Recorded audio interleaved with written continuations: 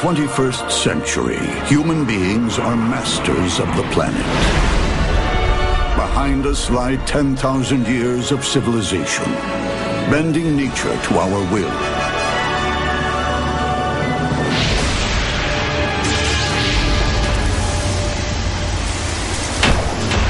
And it all started with one great invention.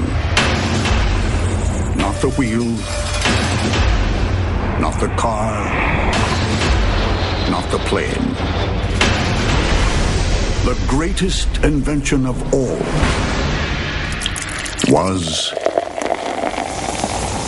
beer. Beer has changed the course of human history, not once, not twice, but over and over again, right from the very beginning. It sowed the world's first farmlands. The agricultural revolution came about because of the imperative, the need to make beer. It hewed the world's first wonders. We wouldn't have the pyramids if it weren't for beer. Beer established modern healthcare. Beer and science go hand in hand. And beer shaped America. Beer is the secret history of America. It's in our DNA. It even ended one of history's great scandals. Beer was part, if not all, of the motivation for ending child labor. And most important of all, it gave us something to drink while watching the ball game. This is the story of the greatest invention of all time. It's an amazing story, and one that really hasn't been told. Until now. Without beer, we'd probably still be living in caves.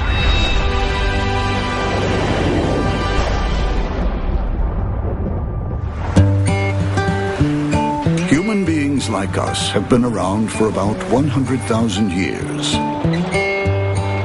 For the first 90,000, we were nomads, hunter-gatherers.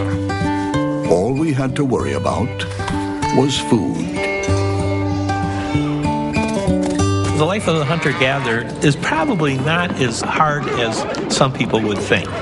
They spend about 2 hours a day gathering grains and hunting. And they spend a lot of time socializing.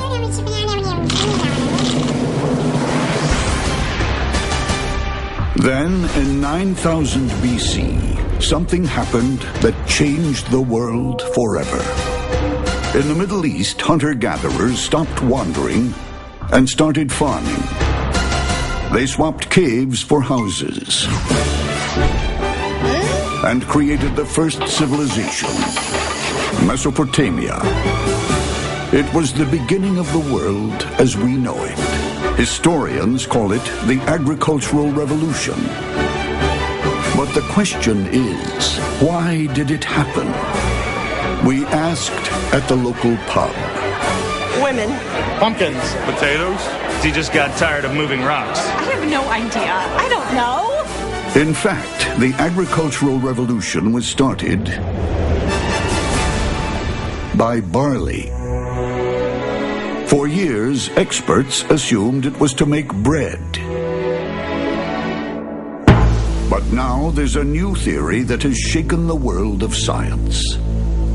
The agricultural revolution is all about beer, and beer is all about barley.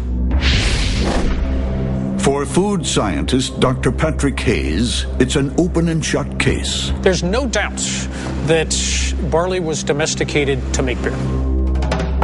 Archaeologist Dr. Pat McGovern backs up the barley for beer theory. The reason it was domesticated at 9000 BC is that they were using it to make beer. The proof? Residue from ancient jugs. Turned out that this residue was what's called beer stone. Now this is evidence then that we had a vessel that would have originally been used for beer. McGovern has found evidence of beer more than 3,000 years before anyone was baking bread. But hold on a minute. Brewing is a complex science. So how could primitive people have invented beer? Dr. Thomas Shellhammer is a fermentation scientist, a beer boffin. And he thinks they stumbled across it by complete and utter accident. About 10,000 years ago, hunter-gatherers were collecting wild barley as a source of nutrition.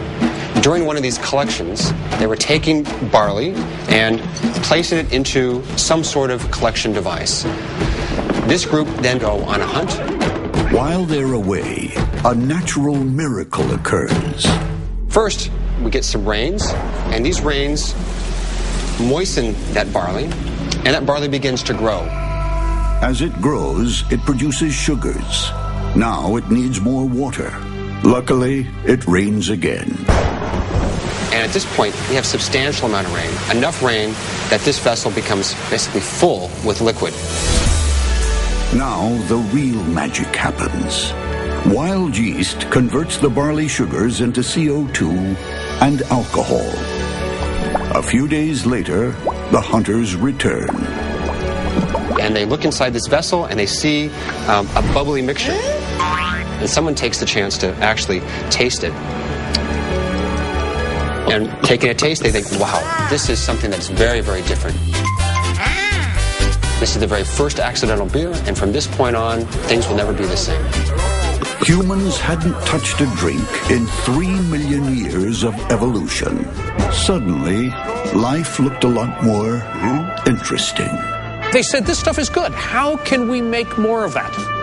Today, experts like Dr. Hayes believe it was beer's feel-good factor that changed the world forever. The intoxicating effects of that beer surely persuaded people to continue propagating barley. And that in turn starts this whole cascade of inventions that make for better beer.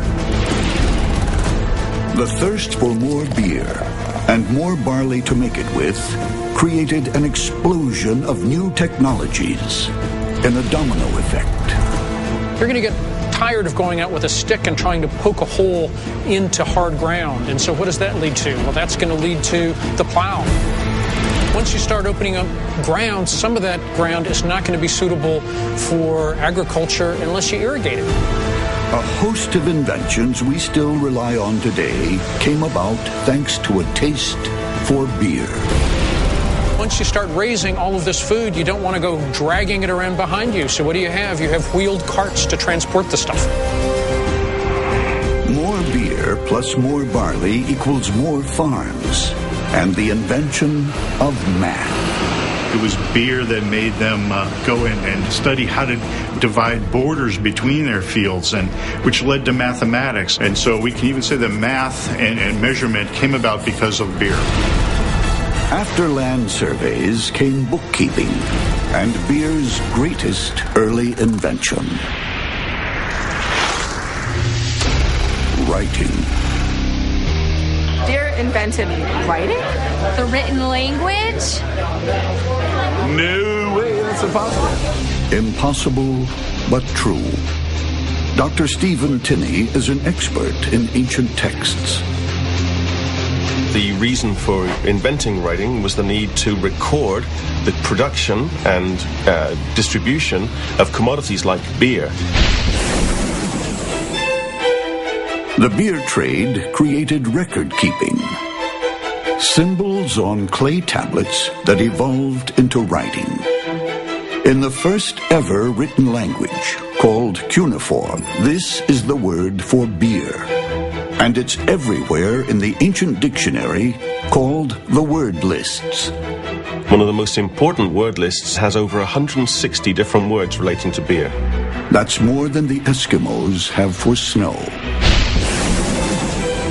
That's how important beer was. Beer was essential to the people, essential for their nutrition, and essential to the origin of writing.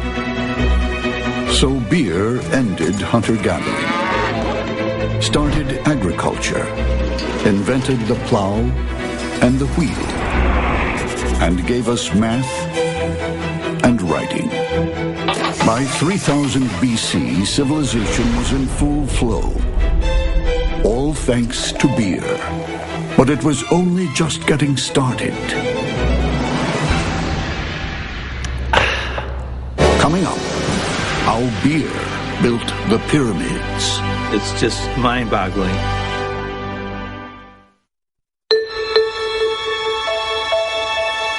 Of all ancient civilizations, this is the big one. But now, Egyptologists are discovering its wonders exist thanks to a secret ingredient. Beer. Ancient Egyptian civilizations would not have existed without beer, and beer in great quantities. I don't think there was anyone in ancient Egypt that didn't have the right to drink beer, even small children. The ancient Egyptians saw beer as a gift of the gods. The most powerful of all the Egyptian gods was Re. He is the creator of life, love, and beer in this world and the next. They consumed it all the time, and when they died, they would go to the afterlife hoping that they would continue consuming beer in great quantities. This inscription on an Egyptian tomb answers the age-old question, how many beers do you need in the next world? He asked for 1,000 jugs of beer that he hoped to take advantage of in his afterlife. The pyramids are the ultimate icons of the afterlife. Just how they were built remains a mystery, especially when you learn how workers were paid. The daily rations, the wages of ancient Egypt were paid in beer. They would be given a chit that would say, you have earned 50 jars of beer. It was almost as if it was a debit card. To Egyptians, beer was money. Today, a few noble individuals still trade in beer. I'll do somebody's laundry for a 6-pack of high-quality beer. I've helped someone move. I don't know if I should say, because if this is out there, my parents will see. Our modern beer economy might buy you a favor. Back then, it would buy you a pyramid. The going rate for a pyramid builder was a whopping gallon of beer a day. So it was just an incredible amount of beer that went into building the pyramids. It takes a gut-busting 231,414,717 gallons of beer to build the Pyramid of Giza. The reason? Ancient beer was a vital source of nutrition. Beer was absolutely fundamental to the Egyptians. It was one of their very basic foodstuffs. Beer was one of the main foods in ancient Egypt. It wasn't just a question of being a beverage. Even a schoolboy would get up in the morning and have a dish of beer. This ancient beer, we'll call it Pyramid Light, was very low in alcohol, but packed with minerals and vitamins, which kept the ancients strong, healthy, and astonishingly productive. We wouldn't have the pyramids if it weren't for beer. So, beer built the pyramids and was Egypt's staple food and its common currency. I know what you're thinking. Next, he's going to tell me that beer cured the sick. Well, actually, it did. Beer was used to treat all sorts of ailments. They treated the diseases of the gums with beer. And they actually even used some of the remains of the beer, the grains, and burned them and produced an anal fumigant to treat diseases of the bowel. That particular remedy may have gone out of fashion, but ancient beer really did pioneer a startling revolution in medicine 3,000 years before its time. Dr. George Armelagos is a professor of anthropology. He studies mummified bones to find out how ancient Egyptians used to live. He recently made a discovery that shocked modern science. My heart stopped. I said, this is really big. He spotted traces of tetracycline, a modern wonder drug in bones 3,000 years old. This is such a remarkable discovery. It's as if you were unwrapping a mummy and you saw a pair of Ray-Ban sunglasses attached to the head. It was that unusual. Scientists told Armalagos he must have made a mistake, and with good reason. Tetracycline is an antibiotic, not officially discovered until 1948. What we had to do then was to explain how the tetracycline got into the bone. Whatever got 20th century antibiotics into ancient bones must have been in the Egyptians' diet. The tetracycline use was so prevalent in these bones that it had to be something that they were consuming every day. They tried all sorts of ancient recipes with no luck. Then they found one that fit the bill. And all of a sudden we came across the recipes for beer. So this gave us the possibility of beer being the source of the tetracycline. Armalagos and his team brewed the beer according to the instructions of the 3,000-year-old recipe.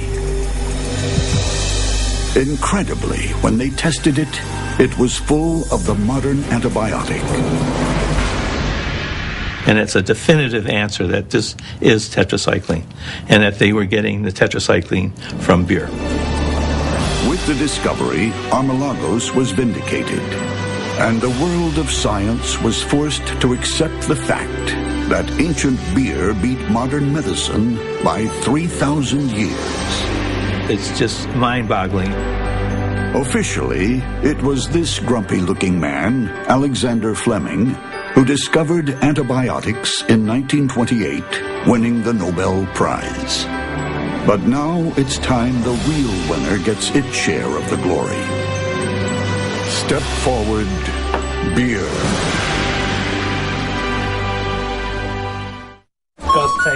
Coming up, how beer saved millions of lives in the Middle Ages. Since caveman drank that very first drop, beer has created civilization, pioneered inventions like math and writing, and built the pyramids. But now it faces its biggest challenge yet: keeping people alive in medieval Europe, when life was nasty, brutish, and above all, short. The chances of living to age 6 was probably somewhere around 50%. Warfare, plague, but there's another killer: water. Rivers were foul. Sewage went into them. The offal from butcher shops. Tanneries dumped their waste into the rivers. The water was completely undrinkable, and if you drank the water, you got sick.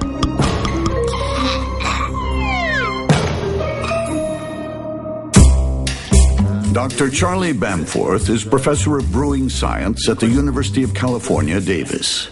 How you make it is actually important. He believes beer saved millions of lives in medieval Europe, and he wants to prove it. We wanted to come up with an experiment which showed that the fundamental brewing process removed the microorganisms, the bacteria that would make people sick. Bamforth and his colleagues decide to brew up a typical medieval beer. First, they take water from a duck pond and test it in a lab. This is a test that's used in the food industry to see if a food has contamination of fecal coliform bacteria.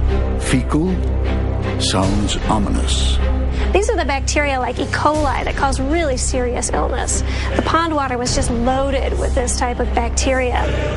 Water with a twist of duck poop. It's a killer, just like medieval times. This water is not safe to drink. Now, using a medieval recipe, Bamforth's team brews up a 1,000-year-old beer in a modern lab. We ground up the malt and mixed it with this water. And then after a period of an hour or so, then we collected the liquid, separated it off from the residual grains, and then we boiled it. They let it ferment for a week. Now the results of the experiment. Is the beer safe? After making the pond water into beer, I tested the sample again and found no evidence of any fecal coliform bacteria, making it safe to drink. A miracle transformation. Deadly water into drinkable beer. Of course, we know today that the boiling killed the bacteria. But medieval people had no idea. They just did it to make beer more tasty, accidentally saving millions of lives. Life in the Middle Ages must have been pretty miserable. So beer absolutely would be the safest drink to consume. It worked for medieval man, but what does the 21st century think of this beer? Something that's perfumey a little bit about this. It's salty. It tastes like nutmeg or something. It's good. I like it. Then we reveal the source of the beer. Is that a joke? It's not? Duck pond water? Well, I guess the ducks are doing pretty good then, right? That's gross. Pond water was lethal, but people could still drink like fish in the Middle Ages, thanks to beer. And everybody but everybody joined in. Everyone drank beer. They drank beer from the cradle to the grave. By the 16th century, people got through 300 liters of beer per year. Every man, woman, and child. That's 6 times what we drink today. Yes, that's right. 6 times. With demand like that, beer was liquid gold, and the group cashing in was the monks. The church didn't just make money off of beer, the church grew wealthy off of beer. In medieval Europe, monks were the master brewers, and beer was a godsend. People naturally went to church because you were promised afterward that you were going to get a beer. The Holy Alliance of Beer and Bibles packed pews for centuries. But not even the church could monopolize ale forever. The beer business attracted a new breed, entrepreneurs. They took over brewing, and in the process, transformed Europe. Beer brewing was a critical factor in the development of the economy. It was a spearhead in the creation of trade, commerce, banking, finance. In other words, the creation of modern capitalism. And they still celebrate beer in Europe today.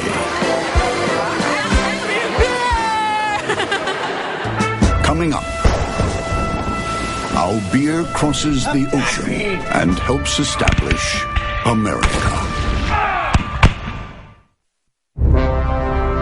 America, land of the free, home of the brave, and built on beer. Beer is the secret history of America. It's in our DNA. Many of America's founding fathers had one thing in common. George Washington, Thomas Jefferson, and Sam Adams were all brewers. Together, they fermented a nation. Along with Benjamin Franklin, for whom beer was more than just a drink. It was evidence of divine order in the universe. In his words, beer is proof that God loves us and wants us to be happy. Upon such inspirational messages, great nations are formed. But without beer, the first settlers might never have made it to America aboard the Mayflower. Beer was vitally important on the Mayflower. Water would spoil in the hold of a ship, whereas beer was naturally preserved by alcohol and hops, and it would stay fresh throughout the voyage. Beer kept the settlers alive on the voyage and determined the site of the founding colony. The Mayflower was headed for Virginia, but tragedy struck. The ship ran out of beer. So they landed at the nearest point, Plymouth. Even then, beer was all they would drink. The pilgrims come ashore. Why aren't they drinking the water? Well, they knew that back in England that if you drank water, you get sick. Though America's streams were pristine, the settlers wouldn't touch water unless it was made into beer. Beer was an absolute essential item for their survival. When the beer supply ran out, the colony hung in the balance. The settlers had to find a way of making beer, but they had no barley or hops. Until squirrels came to the rescue. Sounds nuts, but they gave settlers the idea of using acorns. And it worked. Acorn beer kept Plymouth alive. With Plymouth safe, in the 17th century, beer went on to open up the rest of America by establishing an extraordinary communications network. The Internet of the age. Before Google, Twitter, and Facebook came the tavern. The tavern was a center of commerce. It was a communication hub. It was the place where people passed information back and forth. Taverns connected up America and turned a colony into a nation. Because next, beer inspired one of the great events in human history. The American Revolution. On December 16th, 1773, the struggle for freedom from the British began here, in the Green Dragon Tavern, Boston. Sons of Liberty are gatherings, and they've been talking about how oppressed they are. They have a beer, they talk some more treason, they have another. You can feel their passions rising. You know something's going to happen that night. This is the time. Let's do it. The Sons of Liberty made for Boston Harbor, boarded ships and dumped tea. The revolution was on, and the taverns held center stage. The taverns became centers where revolutionary activity was discussed and debated and plotted and planned. Beer's role in the birth of America was so vital. It's fitting that the national anthem was borrowed from an 18th century drinking song. To and God in heaven, where we sat in full glee, of these sons of harmony, sent to bed to sea, oh, that the words have changed, but the tune's the same. Back then, it was a sobriety test. If you could sing the song, you were okay for another round. Today, it's the Star-Spangled Banner. Beer helped found America and gave the young nation its anthem into the bargain. Coming up, beer heals the sick and gives us a treat.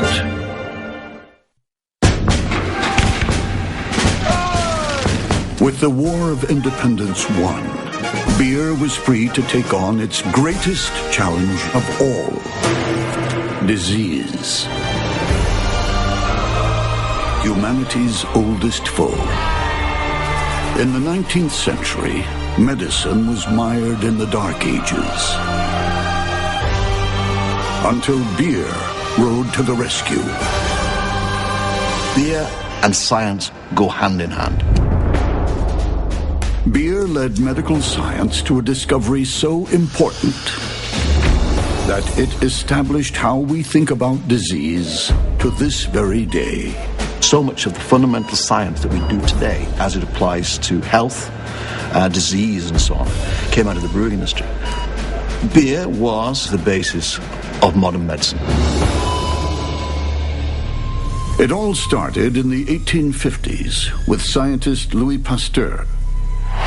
He invented pasteurization. Tragically, people always link him to this. But he was actually studying this. Some people think he was looking at milk, but in fact he was actually looking at beer. And beer was the first beverage, actually, to be pasteurized.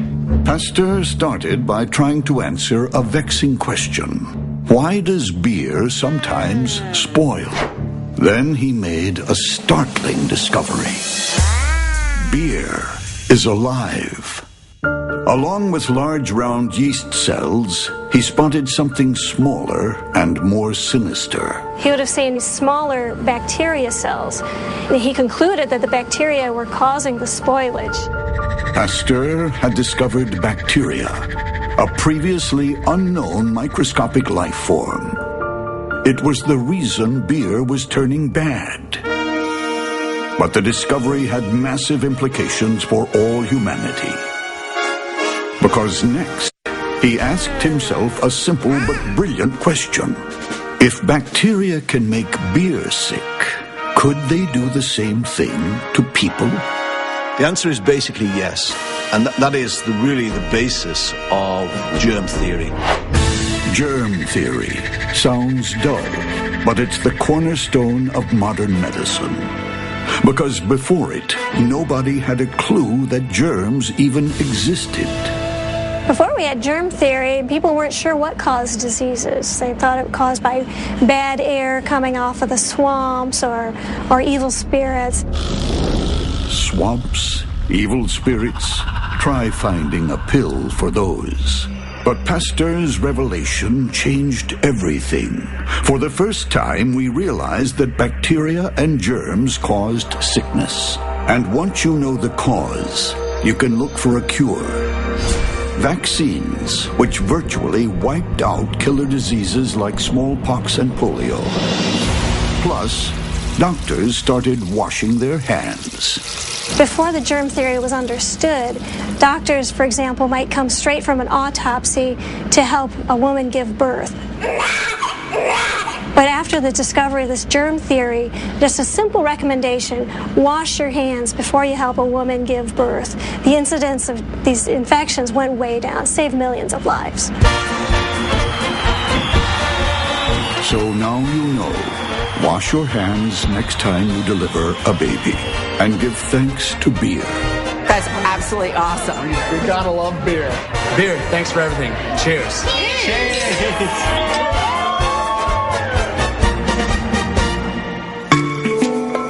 With disease ticked off the list, beer could now take on its next great challenge. Heat. In the 19th century, heat meant rotting meat and vegetables, sickness, disease, uninhabitable climates, and some very grumpy people. All problems we solve today with something we take for granted. Refrigeration. And guess who came up with the goods? The first commercially viable refrigeration systems were built by beer. Developed because of the brewing industry, financed by the brewing industry initially, and applied most often to the brewing industry. It's all thanks to a new type of beer that took America by storm in the 19th century. Lager. Lager beer changed America, and once it hit American shores, things were never the same again.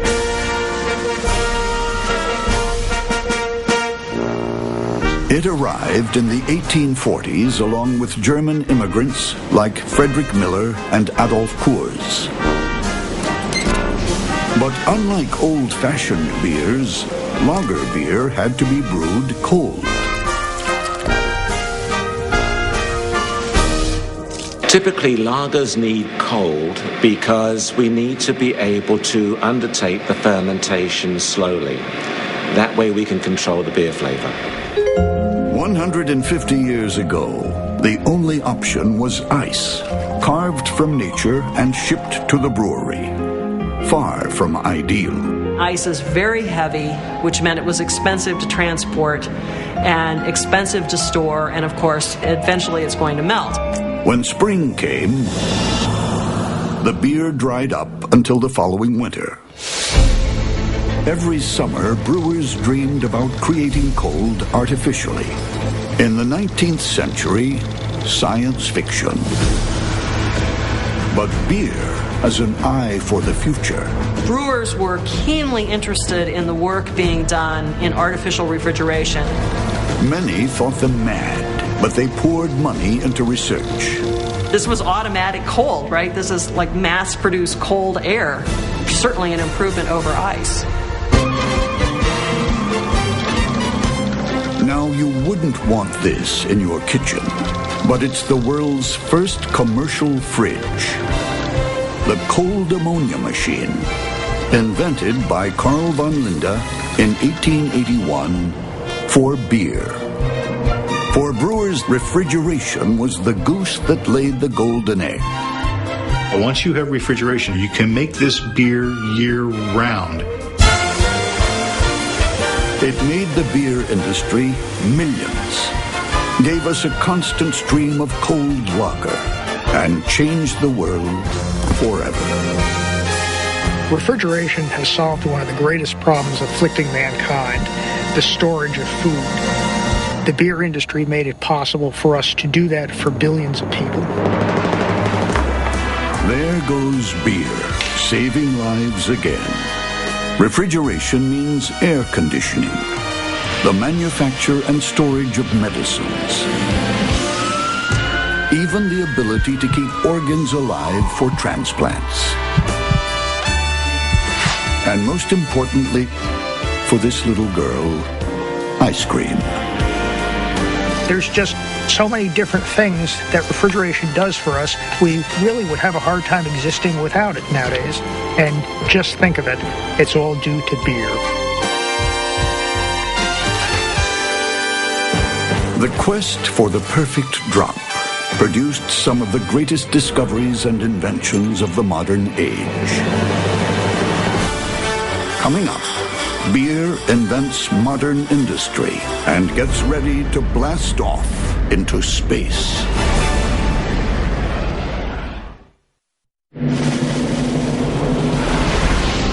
In the 21st century, we live in the age of mass production.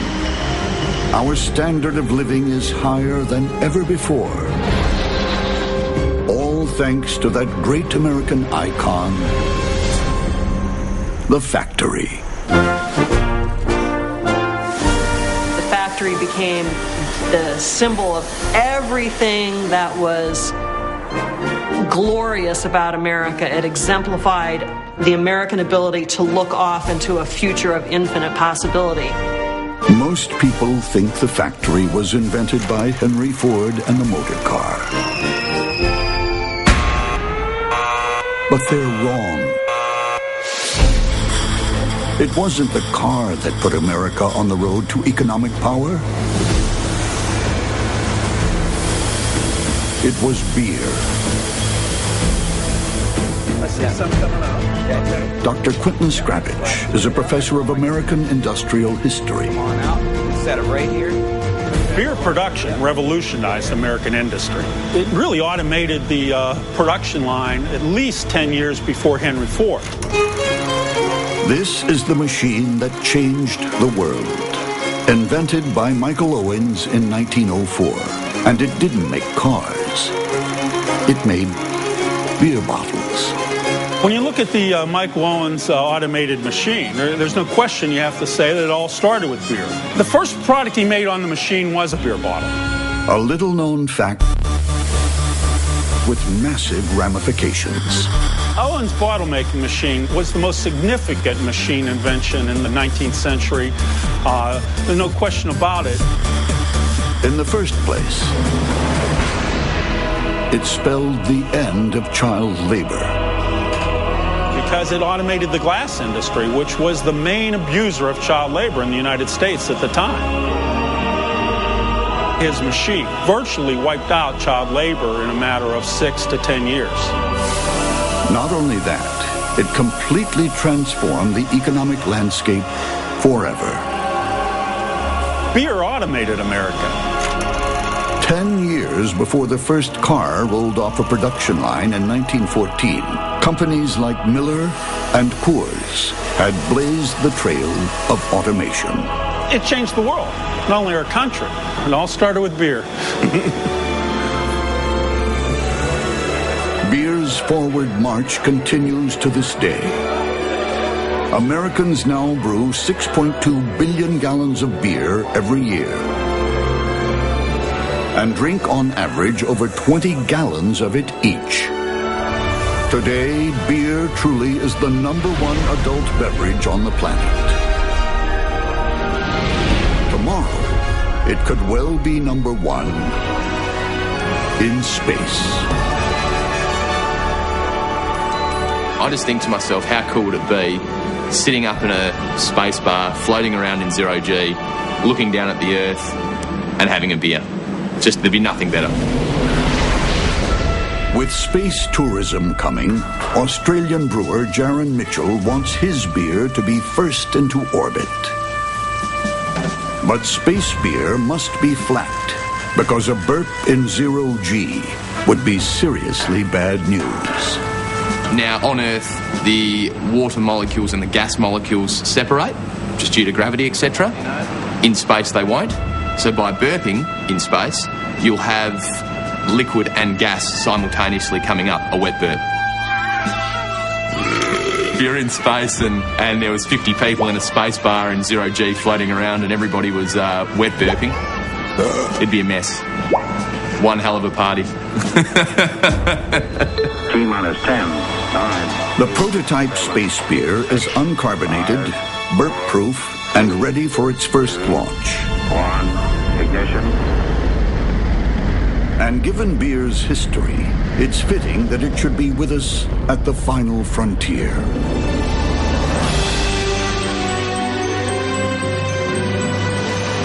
Throughout history, many have proclaimed the greatness of beer.